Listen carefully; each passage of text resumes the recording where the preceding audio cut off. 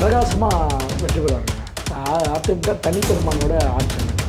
ஏன்னா அதுக்கான உழைப்பு வந்து எடப்பாடி ஏறத்தாழ ஒரு 2 ஆண்டுகளுக்கு அது மிகப்பெரிய அளவு ஒரு ஒரு வரவேற்பு கிடச்சிருக்கு.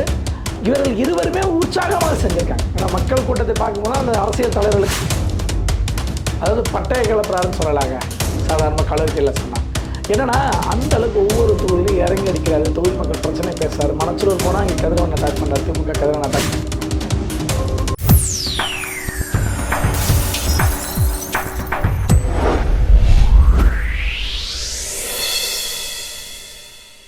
வணக்கம். கோல்டன் சான்ஸ் வழங்கும் அரசியல் களம். இன்றைய அரசியல் களம் நிகழ்ச்சியில் நம்மோடு இணைந்திருப்பவர் மூத்த பத்திரிகையாளர், அரசியல் விமர்சகர் திரு ராஜா சலீன் அவர்கள். வணக்கம். வணக்கம் சார். ஆல்மோஸ்ட் எல்லா கட்சிகள் வந்து இன்றோட பிரச்சாரத்தை வந்து நிறைவு செய்கின்றன. குறிப்பாக சொல்லணும்னா திரு இபிஎஸ் அவர்கள் வந்து மயிலாப்பூரில் பிரச்சாரத்தை தொடங்கி இன்று சேலம் வந்து அவருடைய தொகுதியில் வந்து நிறைவு செஞ்சுருக்கார். அதிமுகவுக்கு வெற்றி வாய்ப்புகள் வந்து எப்படி இருக்கிறது? பிரகாசமாக வெற்றி பெறுவார்கள்ங்க. அதிமுக தனிப்பெருமானோட ஆட்சி அமைக்கும். ஏன்னா அதுக்கான உழைப்பை வந்து எடப்பாடி ஏறத்தாழ ஒரு 2 ஆண்டுகளுக்கு மேலே போட ஆரம்பிச்சிட்டாரு. நீங்கள் தெரியும், புரட்சி தமிழரின் எழுச்சி பயணம் அப்படின்னு சொல்லிட்டு ஏறத்தாழ 1.5 ஆண்டுகளுக்கு மேலே அனைத்து தொகுதிகளுமே இந்த தேர்தல் பிரச்சாரத்திற்கு முன்பாகவே அவர் முடிச்சுட்டு வந்துட்டார்.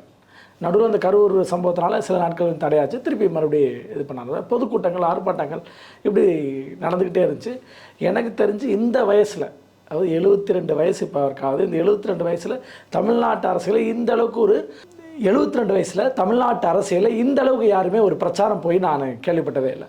அந்த அளவுக்கு கடுமையான பிரச்சாரம் பண்ணியிருக்காரு. அதுடைய பலன் கட்டாயம் அதிமுகவுடைய அசைக்க முடியாத சொத்தாக இன்றைக்கி இபிஎஸ் அவர்கள் மாறியிருக்காரு. எப்படி புரட்சி தலைவர் இருந்தாரோ, புரட்சி தலைவர் அம்மா அவர்கள் இருந்தாங்களோ, அதுபோல் இன்றைக்கி புரட்சி தமிழரும் அந்த இடத்த வந்திருக்காரு அப்படிங்கிறது அவனுக்கு. ஏன்னா இந்த கட்சியை எதிர்க்கட்சி அந்தஸ்தில் இருக்கும்போது கூட மிகப்பெரிய எண்ணிக்கையில் சட்டமன்ற தொகுதியோடு வச்சிருந்தா 66 எம்எல்ஏங்கிறது ரொம்ப அதிகபட்சமாக. நம்ம எதிர்க்கட்சி வரிசையில் இருக்கும்போது இது அதிகபட்சம். இப்படி இருந்த இன்றைக்கி ஆளுங்கட்சி ஆகிற இடத்துல கொண்டு வந்து நிறுத்தியிருக்காரு. அது வந்து அவருடைய உழைப்புங்கிறது மிகப்பெரியது. அதுபோல் எல்லா சட்டமன்ற உறுப்பினர்களாக இருக்கிறவர்களும், மாவட்ட செயலாளர் இருக்கிறவர்களும், ஒன்றிய செயலாளர்களும் விரட்டி வேலை வாங்கியிருக்காங்க. அதில் பார்த்திங்கன்னா இன்றைக்கி அனைத்து சட்டமன்ற உறுப்பினர்களும் அவரவர்கள் போட்டியிடுற தொகுதிகளில் ரோட் ஷோ போகணும், மக்களை சந்திக்கணும், விதிகளாக போகணும் அப்படிங்கிறதான். இது வந்து ஓவரால் எல்லா சட்டமன்ற தொகுதியிலும் பண்ணுறாங்க. ஆக இல்லைன்னா மக்களுக்கு நாம் வந்து போகல அப்படிங்கிற குறையே இருக்கக்கூடாது. எல்லா தொகுதிகளையும், எல்லா கிராமங்கள்லேயும், எல்லா வார்டுகளையும் நம்ம போயிட்டோங்கிற இடம் இருக்கட்டும் அப்படின்னு பார்க்குறாங்க. இது வந்து ரொம்ப இதாக இருக்குது. இது அதிமுகவுக்கு பாசிட்டிவான விஷயமா இருக்குது. ஒவ்வொரு தொகுதிகளுமே இப்போ ஒரு தொகுதியில் ஒரு வேட்பாளர், அந்த வேட்பாளர் இருக்கக்கூடியவர்கள் இந்த எஸ்ஐஆர் பணிகளிலிருந்து அதுக்கு முன்னாடியே யார் யாரெல்லாம் பூத்து கமிட்டியில் போடணும், ஒரு 9 பேர் பொறுப்பாளர்கள், அதில் பெண்கள் ஒரு 6 பேர், இப்படி ஒரு லிஸ்ட்டை வந்து ஒரு வருஷம் எடுத்து செலக்ட் பண்ணி வேலை செய்ய ஆரம்பிச்சிட்டாங்க. இது எல்லாம் அதிமுக செஞ்சு ஒரு 6 மாதம் கழிச்சு தான் திமுக அந்த வேலையே செய்ய ஆரம்பிச்சது. ஸோ இந்த அடிப்படையில் அதிமுகங்கிறது களப்படியில் முந்தி இருக்கிறது. தமிழ்நாட்டு ஊடகங்கள் எப்பயுமே நான் பார்த்துருக்கேன், பெருவாரியான ஊடகங்கள் திமுகவை ஆதரிச்சு தான். அதாவது பத்திரிகையாளர்களை தாக்கப்பட்ட போதும், மெரினா கடற்கரையில் பத்திரிகையாளர் தாக்கப்பட்டார்கள் இப்போ திமுக ஆட்சியில், அப்பையும் பத்திரிகையாளர் ஆதரிச்சு தான் பேசுகிறாங்க. தினகரன் அலுவலக எரிப்பில் பத்திரிகையாளர் கொல்லப்பட்டார்கள், ஆனால் பத்திரிகைகள் ஆதரிச்சு தான் பேசுகிறாங்க திமுகவை. இப்படி எத்தனையோ சம்பவங்கள் நடந்தாலும் இப்போ கூட சமீபத்தில் கூட நம்ம தஞ்சையில் ஒருத்தர் பத்திரிகையாளரை திமுகவை சேர்ந்த எம்எல்ஏவுடைய ஆதரவாளர்கள் தாக்கினாங்க. அப்படி இருந்தும் பத்திரிகைகள் ஆதரிச்சு தான் பேசும். இது வந்து தொடர்ச்சியாக அப்படி தான் இருக்குன்னு வச்சுக்கோங்க. ஆனால் இதை தாண்டி அதிமுக வெற்றி பெறும். திரு இபிஎஸ் அவர்களுடைய சொந்த தொகுதியான எடப்பாடியில் வந்து பிரச்சாரம் பண்ணும்போது மக்கள் வெள்ளம் வந்து அவ்வளோ இருந்தது. திரு அன்புமணி ராமதாஸ் அவர்களும் திரு இபிஎஸ் அவர்களுடைய அந்த பிரச்சாரம் வந்து ஒரு பெரிய மக்களிடம் வந்து ஒரு பெரிய வரவேற்பை பெற்றதுன்னு சொல்லலாம். அந்த பிரச்சாரத்தை பற்றி உங்களுக்கு சொல்லுங்கள். சொந்த தொகுதியில் திரு இபிஎஸ் எந்த அளவுக்கு வெற்றி வாய்ப்புகள் இருக்குது? அது மிகப்பெரிய அளவுக்கு ஒரு ஒரு வரவேற்பு கிடச்சிருக்கு.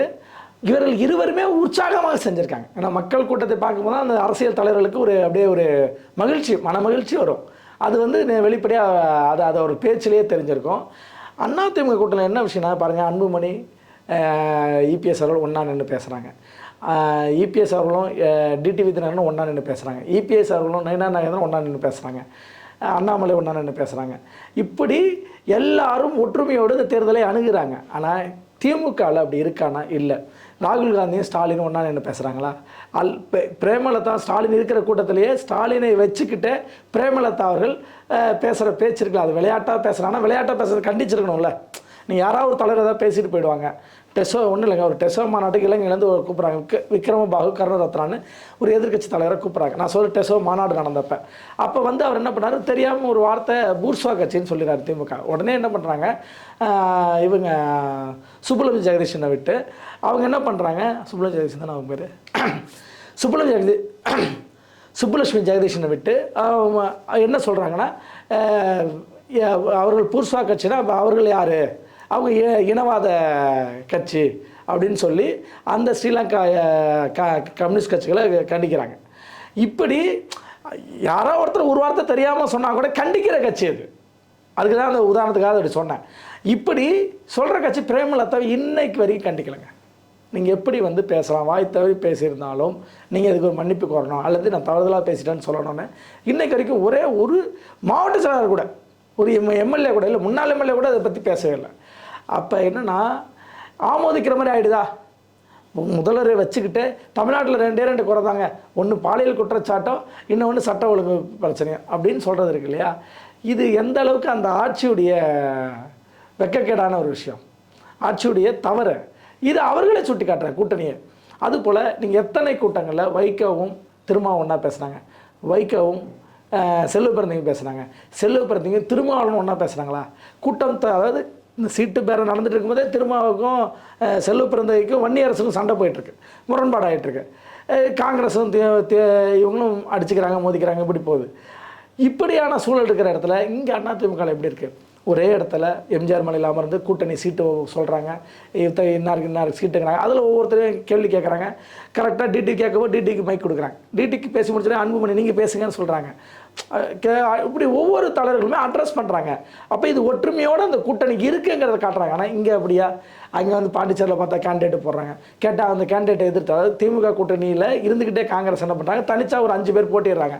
போட்டிட்ட உடனே இல்லை அவங்களை கட்சியை விட்டு நீக்கிட்டோம், ஒழுங்கு நடவடிக்கை எடுத்துட்டோம் அப்படிங்கிறாங்க. அவங்களுக்கு சீட்டு கிடைக்கணும், தனிச்சு போட்டிடுறாங்க. அப்போ திமுக தோல்வி தழுவோம். ஏன்னா பாண்டிச்சேரிங்கிறது தெரியும், ஒரு சின்ன மாநிலம், அது அப்படியே நம்ம ஒரு கவுன்சிலர் மாதிரி. அப்போ இந்த கவுன்சிலர் சீட்டு மாதிரி தான் இருக்கும். அப்போ அங்கே போய் அப்போ அதாவது இண்டிபெண்ட் நபருக்கு, தனி மனிதருக்கு செல்வாக்கு இருக்கும் அந்த தொகுதியில். அப்படி இருக்கிற இடத்துல போய் நீங்கள் காங்கிரஸ் சீட்டில் இருந்தாலும் இல்லைனாலும் அந்த நபருக்கு முன்னாள் எம்எல்ஏவாக இருக்கார், முன்னாள் அமைச்சராக இருக்காருன்னா அவர் திமுக தோற்கடிப்பார். அப்போ எப்படி திமுக பாண்டிச்சேரியில் வரும்? அப்போ இப்படி தான், இதே போல் தான் கேரளாவில் கம்யூனிஸ்ட்டும் காங்கிரஸும் எதிர்த்து போட்டிடுறாங்க. ஆனால் அதிமுக அப்படியான சூழல் இருக்க.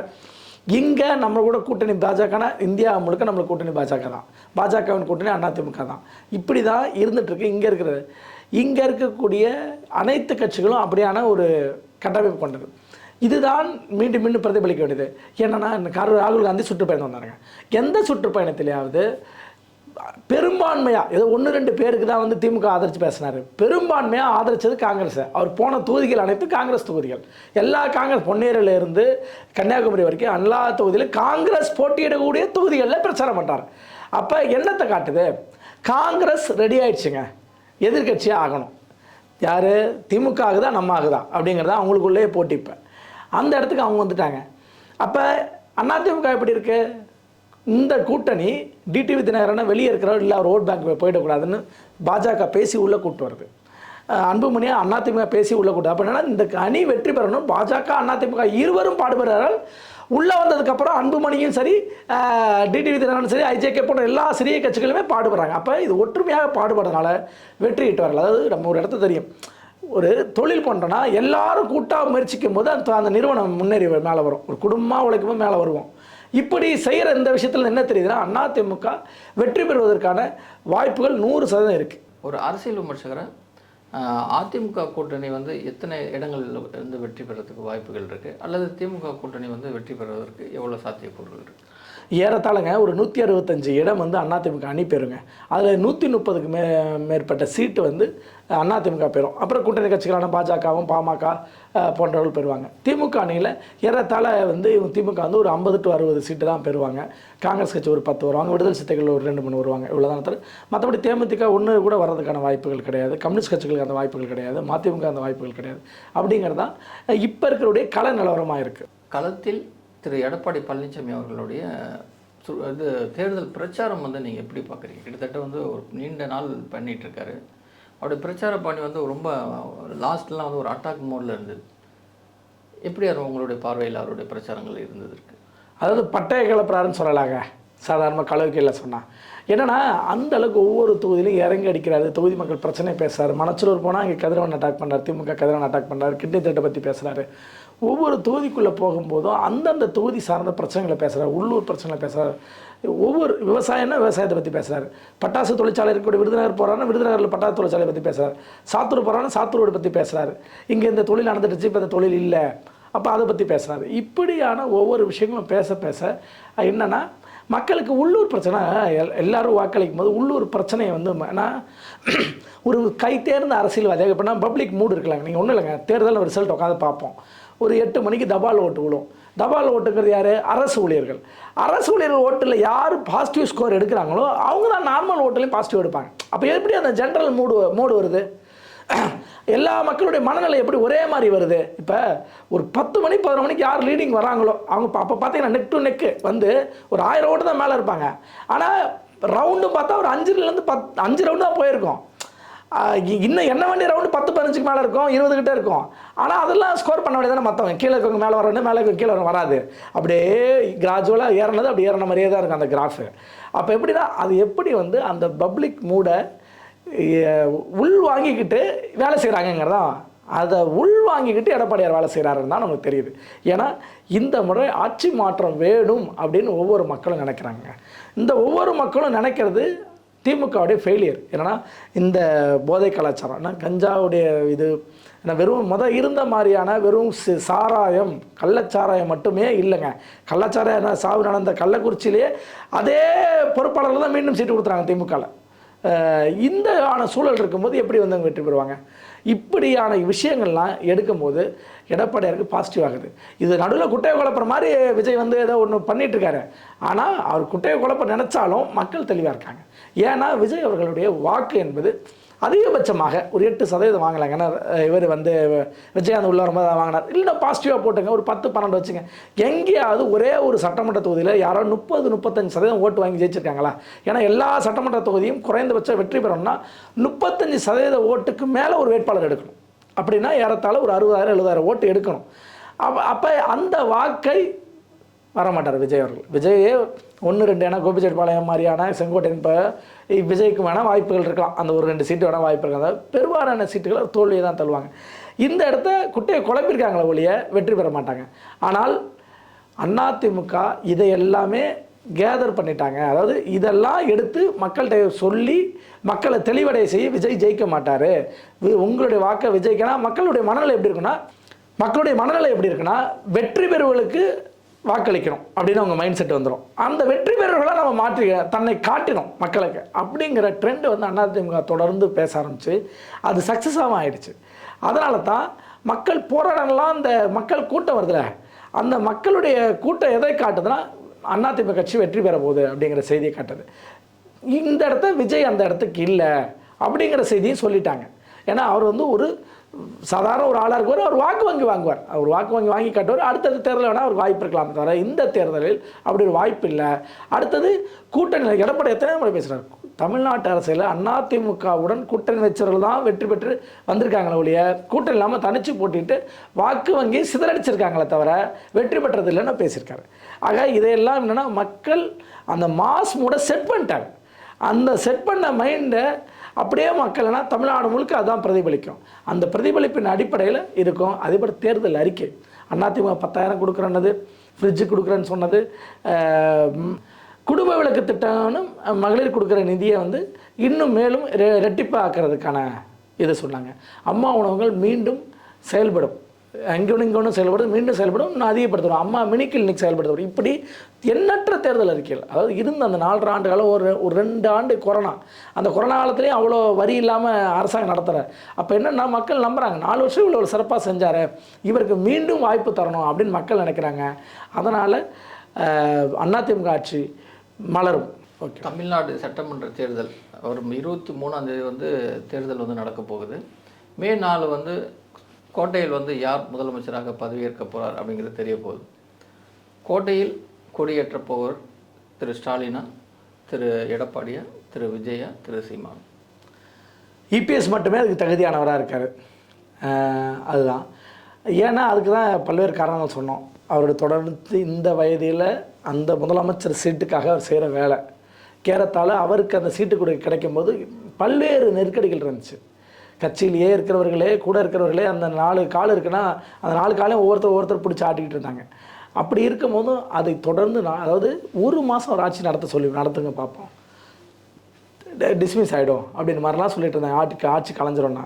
ஆனால் ஒரே ஒரு நாள் கூட, இன்னும் சொல்ல போனால் 1 மணி நேரம் முன்னாடி கூட அந்த ஆட்சி கலையலை, முழுமையாக நடத்தி முடித்தார். ஆனால் அந்த காலத்தில் உலகமே சந்திக்க முடியாத ஒரு பேண்டமிக்கான ஒரு பேரழிவை சந்தித்தோம், கொரோனாங்கிற ஒரு பேரழிவை.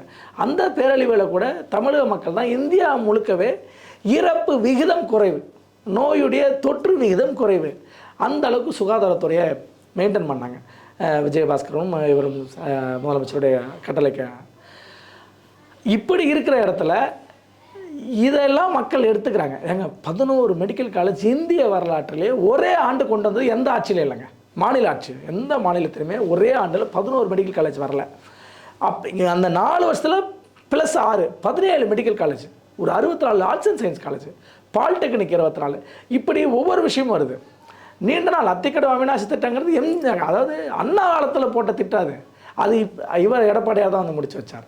ஆக அதுபோல் திமுக போராட்டங்கள் தூட்டிக்கிட்டே தான் இருந்துச்சு தவிர மித்தோன் ஹைட்ரோ கார்பன் இவர் என்ன பண்ணார், காவேரி பாதுகாப்பட்ட வேளா மண்டலம்ட்டார். இப்படி எண்ணற்ற திட்டங்களை இது பண்ணாங்க. ரயில், மெட்ரோ ரயில், மத்திய அரசு நிதி தரல இது தரல இவர் குறை சொல்லிட்டு இருக்கிற இடத்துல அவங்ககிட்ட வாங்கி பண்ணிட்டாங்க. இந்த நம்மளுக்கு எய்ம்ஸ் மருத்துவமனை மதுரையில் கொண்டு வந்துட்டாங்க. இப்படியான அதுக்கு நிலம் ஒதுக்கி கொடுத்து அதிமுக அரசு தான் நடந்துச்சு அந்த ஆட்சியில். அப்போ மத்திய அரசோடு இணக்கமாக செயல்பட்டு இதெல்லாம் செய்ய முடிஞ்ச எடப்பாடியால் மட்டும்தான் மீண்டும் தமிழ்நாட்டு ஆண்டா நன்மை கிடைக்கும் அப்படிங்கிற அடிப்படையில் மக்கள் நினைக்கிறாங்க. அந்த விருப்பத்தின் அடிப்படையில் தான் மே 4ஆம் தேதி எடப்பாடி அவர்கள் கோட்டையில் கொடியேற்றுவார். நன்றி. நன்றி.